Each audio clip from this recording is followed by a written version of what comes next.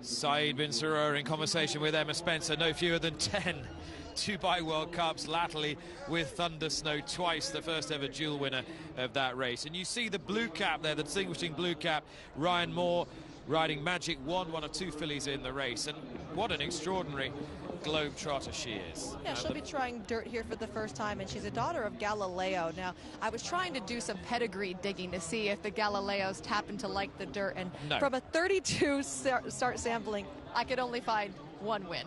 And there is Maximum Security, the first silks of Michael Tabor. Coolmore, of which Michael Tabor is a partner, the Coolmore Stud Emporium. They are now half owners, 50% stakeholders in Maximum Security, with a view to standing him at their Ashford stud in for sales in Kentucky when his racing career is done. One thing Ashford is good at is buying horses right before they do something major. So if you're handicapping on that angle, this is the horse that you want to back here. Yes, though it could easily be argued that he's done quite a lot major already. Right. He wasn't hiding his light under a bushel, was he? Well, to be fair, I mean, he did not end up doing everything we thought he was going to do, right? After the Kentucky Derby, he didn't go to the Preakness, he didn't go to the Belmont, he didn't go to the Travers, he missed the Pennsylvania Derby. There was a lot of races that he could have hit and ended up not. And the post parade has been necessarily somewhat accelerated here in order to try to get this race off as near to now 5:50, or at least as near to post time as it possibly can be. There's Magic Wand, one or two fillies. She looks a beast this evening. I've never seen her look so powerful in terms of physique. And think about it, she just shipped to America, ran a really good second place finish there, and then shipped all the way back over here. So building now towards the Saudi Cup, runners cantering to post. We're not too far away. Our feature race for the two-day meeting, and our race caller standing by is Richard Woods. So live now here in Riyadh ahead of the inaugural Saudi Cup, the richest horse race ever run. And as you would imagine, the most powerful stallion station and breeding operation in the world have got significant interest here. All of Magic Wand and half now of Maximum Security. The Coolmore triumvirate of Messrs Tabor, Smith and Magna, and MV Magna, is now with Emma Spencer. MV, a quick word on Magic Wand, because she's been phenomenal. She's so tough, isn't she? How are you expecting her to go here? Everybody's saying that the track here is unbelievable and it's very easy surface, so hopefully she'll go on it. And as you say, she's very tough, and Aidan and the lads have done an unbelievable job with her to get her to run. I think she's run every month for nearly the last year anyway, so she's very tough. And obviously switching to a different surface of dirt, how do you go about preparing a filly for that? Thankfully I don't have to do anything, but in fairness to Aidan, he's a different class of preparing these animals, and he knows better than anyone. And as I said, everybody says the track is very fair, so hopefully she'll handle it. You'll never know until she does it. And it wasn't that long ago that you bought into Maximum Security. He looks a hugely exciting horse. Oh, for sure he is. Thankfully Mr. and Mrs. West let us into him, and sure, he's an exciting horse for the year now, and he's a great horse last year, so a lot to look forward to. And are the vibes really strong about him? Yeah, I was talking to Jason earlier, and he seems pretty confident, but like how confident can he be in such a big race? Two big chances, we wish you well. Yeah, hopefully. Thank you. Cheers. MV Magna speaking with Emma Spencer about the newly acquired half share in Maximum Security and the filly Magic Wand. Of course, you'd expect Bob Baffert to be well represented in a dirt race as valuable as this. He runs the Pegasus World Cup winner Mucho Gusto. He also runs McKinsey, named for his late great friend Brad McKinsey. This horse has been the bridesmaid more often than the bride, in fairness, Michelle, but perhaps a one turn, there's only one turn here over the 9 furlongs. Perhaps a one-turn mile at 1,800 metres is exactly what he wants. Well, I spoke to Bob before we came over here about the trip and which one of his horses he thought would really appreciate it. And he said, honestly, both of them should really like the one turn. We saw McKinsey do really well in the Met Mile over at Belmont around one turn, and he gave those horses all that they could handle and almost got to Matoli. He has been the victim of some really bad trips, and part of that is because when he used to be relatively forwardly placed, recently he just hasn't been breaking as sharp, and because he's so rateable and kind, that's okay. They just make do with the trip, but then it puts him behind horses at a disadvantage. He's a leggy horse. If you get going, you can't really stop and then start again. And he is running in the silks of Mike Pegram, one of the 3 co-owners of McKinsey. Mike himself has seen these colours carried to victory in a Dubai World Cup with Captain Steve, trained by this man, Bob Baffert, in 2001. That horse was ridden by Jerry Bailey. This horse is ridden by Joel Rosario. Interesting jockey switch from Mike Smith, who now rides Midnight Bisou. Joel took over from Mike before the Breeders' Cup last year, which leaves Mike open to ride a filly that he knows very well. Yeah, Midnight Bisou in here, and Mike just has a way with fillies. We've seen him ride some tremendous female horses to victory against the boys. This is a big step up for Midnight Bisou. She's going to have to run really a career best race. She was left with too much to do in the Breeders' Cup distaff, coming from 6-7 lengths back and taking a ton of kickback. If you looked at her after, her eyes were almost caked shut with the amount of dirt that was on them. So the kickback here with the situation we have on this track, I think is going to be much more favorable. It's generally considered by all the jockeys who've ridden this track that it's kind relative to most American dirt surfaces. There is part of a strong Japanese contingent, and Japan have fared well with a winner and 2 seconds on the night. This is the unbeaten Chris Beryl and the outstanding Christophe Soumillon in the saddle for Hideaki Otonashi. When they were back in the pre-saddling area, he actually came over with a hood on covering his ears, and he was very quiet. So midway through the kind of walking around, they ended up taking that off. He still is acting very, very good, but I think they probably took it off a little earlier than they expected, not knowing there was going to be such a delay. Chris Beryl, named for a rare gemstone. Will he sparkle this evening, I wonder? He is one of 2 Japanese in the race. The other one is Gold Dream, also ridden by a Frenchman, also called Christophe. This one, Christophe Lemaire, who's plied his trade so successfully in Japan for many years. He rides Gold Dream in the Katsumi Yoshida silks for Osamu Hirata.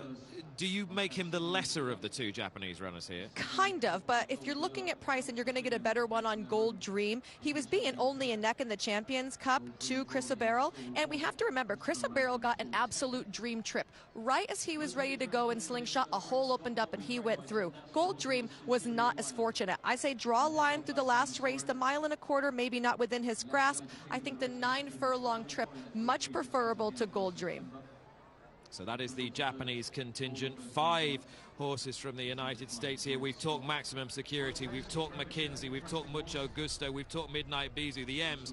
What about the chances then of Tacitus for Bill Mott and Jose Lascano? Mott, the man who saddled Cigar to win the first ever Dubai World Cup, running in the Juddmonte Farm silks. Jose Ortiz's misfortune is Jose Lascano's gain. Well, you know, you talk about a horse that's really bred to be something great. He's by perennial leading sire Tapit. He's out of a Grade 1 winner named Close Hatches, a homebred here for Juddmonte Farm, for one of the Saudi wriggling family, and I think that that would be just a great boon for them to be able to win this. The cut back in distance, obviously a plus for Tacitus. You heard Bill Mott earlier, if you joined us, talk about the trip here and how this horse should really appreciate it. He did get a blowout locally here on Tuesday, went 35 and change with a gallop out in 48 and 3, and I'll tell you what, Tacitus is not generally a very aggressive workhorse, so that was a really nice move for him.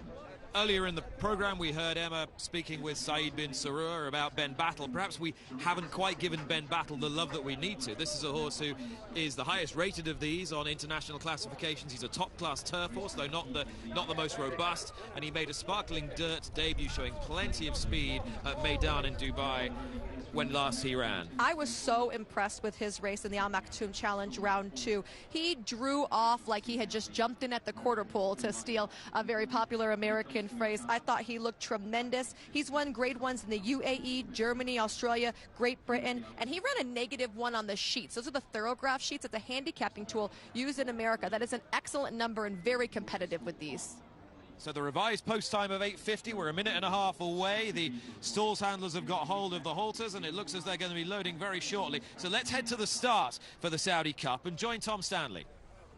Nick, thank you very much indeed. Heard you talking about Ben Battle there. I think he's a hugely exciting runner. He's just in the centre of shot here, just facing us. How kind of him. There he is. He cuts a diminutive figure here. He isn't the biggest horse. If I look at him against these other horses in here, I don't say he's necessarily built for dirt. His advantage, well, He is the son of an incredible stallion, such a versatile stallion in the form of Dubawi, and he proved himself on this surface last time. I think there's just he's just got that rug on there that Saib bin Saror, his trainer, uses a good deal wherever he runs his horses. That'll of course come off when he exit the stalls. He'll go into stall number 3 now. But if he breaks and if he can get a prominent position, he's a really, really interesting runner here. Hugely exciting runner. Ben Battle goes forward. Plenty more going forward for the inaugural running of the $20 million Saudi Cup, Nick.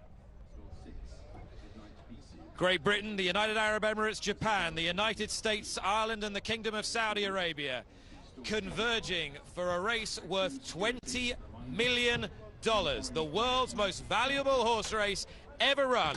The man to call it, Richard Hoyles. So we're down to about the last 2 or 3. Great Scott has just moved in, the all-red colours.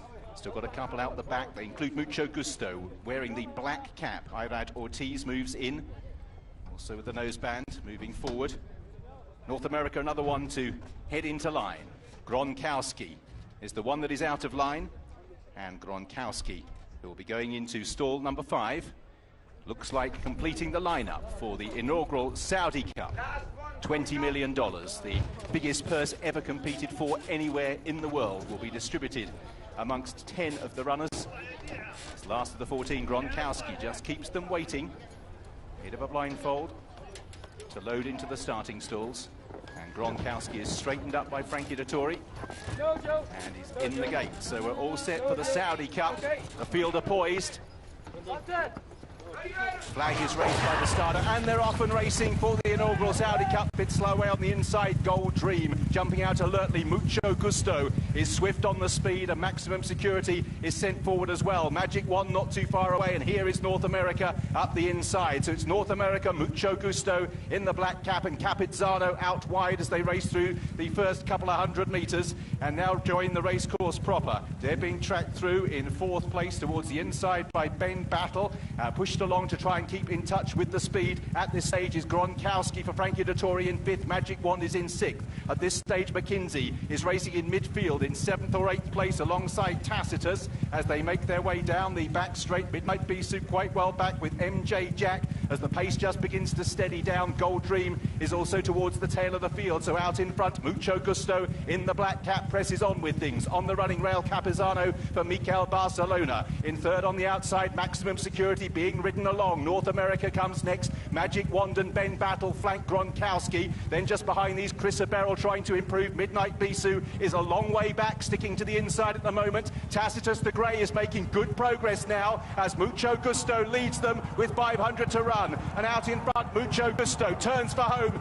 in the Saudi Cup, being pursued by Maximum Security. Then Ben Battle is in 3rd place. Gold Dream is staying on. Then Tacitus and Magic Wand. Mucho Gusto has the lead for Bob Baffert, leading by a couple of lengths. Ben Battle, Gold Dream all the time. Midnight Bisou running on strongly up the inside running rail, and now trying to challenge Maximum Security as well. Mucho Gusto clinging to the lead. Maximum Security and Midnight Bisou closing. Midnight Security on the inside. Maximum Security has the lead narrowly from Midnight Bisou. Maximum Security is the winner of the inaugural Saudi Cup.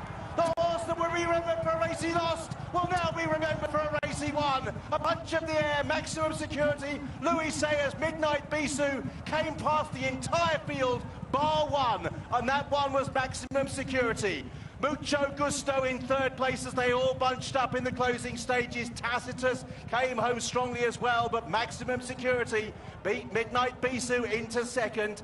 Ben Battle and Mucho Gusto heads apart. Ben Battle prevents a clean sweep for America because in 5th place is Tacitus. Gold Dream is in 6th. And then Chris Beryl, who never landed a blow, with MJ Jack. Maximum Security is the winner of the world's most valuable horse race for Jason Service. What a story in the hands of Louis Sayers. This is the horse that was the most infamous in his homeland. He now has global fame. Celebrate this thoroughbred. He is classy as he is tough. And for that man, Louis Sayers, a glorious moment. A man who exhibited so much class in his dark hour when taken down from 1st place in the Kentucky Derby. has now, on the same horse, lifted the richest race ever run. Now running in the silks of Coolmore and owners Gary and Mary West.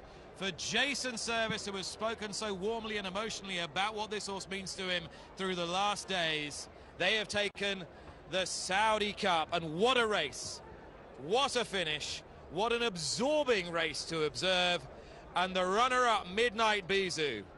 How enterprising were her connections to bring her here to the Saudi Cup, and what a huge effort she's posted against the boys to make it a 1-2 for the United States, and a 1-2 with their most celebrated thoroughbreds. Ben Battle, better known as a turf horse, has run a superb race for third, just ahead of the horse who made so much of the running here, the Pegasus World Cup winner, Mucho Gusto. Tacitus ran through for fifth. And back in sixth place, the best of the Japanese, Gold Dream. But it is a 1-2-4-5 for the United States. They have the best dirt horses, and this horse has shown such tenacity today, running in new silks, but the same maximum security that we saw shine so many times through 2019, and the same quality that earned him the Eclipse Award for champion 3-year-old male. What a phenomenal finish to a very special race. This was amazing. This is the boy. He come here, he show he's the best. Amazing. I can tell you how I feel. This is unbelievable. This is for Panama and USA. He's such a special horse. Just talk us through the race. Oh, he brakes so perfect. He took the first when we brake, he don't get the bridle like he used to, but it was okay. When we came to the stretch, he wanna win, he wanna fight. So the guy in front, he was carrying me out, like, you know, looking for me. But we pick inside and he fight. Hey, Mama, this is for you, Mama. I love you. No, follow me. Quickly, a clean sweep for the Americans. All the right horses were involved. Oh, this is for America. My family, my daughters, wives, all my people. Special for my mother in Panama, my dad, and my brother Juan. And he's here with me. Thank you. Very well done. Thank you. Guys, I'm standing right here with Jason Service, who is just now getting to celebrate. Jason, can you put this into words right now? No, I can't. It's going to take a week to set in. Just all this is. I got to thank Gary West because he wanted to come, and I was kind of like this about it. But thank you, Gary, for listening. Jason, what about the trip here? Coming down the stretch, there was a lot going on. Oh man, IRAD had me all over the place. I mean, they should call him in the movies for that. That was unacceptable, I thought. Congratulations, Thank here, you, Jason. Michelle. Thank you.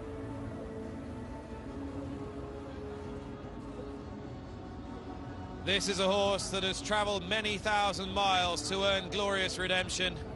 Maximum Security it is, the horse that started life in a $16,000 claiming race, has, little over a year later, won the world's most valuable horse race. $10 million first prize here. And Luis Saez, he said the horse had to do it differently. He didn't travel as sweetly as he had done last year. He was at him all the way, but he really delivered. He really dug in. He had to take a roundabout route up the straight. As Jason Service said, Irad Ortiz on Mucho Gusto was ducking this way and that, but this time Maximum Security had to plot his own course and run gun barrel straight late in the piece to fend off the latest challenge that came from Midnight Bisou, with Ben Battle running through for third place. Well, Michelle, what a result. What a tremendous result there. I have to say, watching the race, when they turned for home and Mike Smith had Midnight Bisou in last, I was thinking, well, she's not going to fire today. And then inside, we've seen this extremely long stretch really play out in the last 16th of a mile in the races, and she was flying, but Maximum Security just absolutely outgutted her. Look at this horse. He's barely turned a hair today. He's run his heart out. Will we next, I wonder, see him bid for an audacious, extraordinary, unlikely spring double in the Dubai World Cup? That's a conversation for another day. For today, as some of you leave us, I'm afraid, we have to say it was maximum money, maximum impact wanted, and we got it with maximum security for America.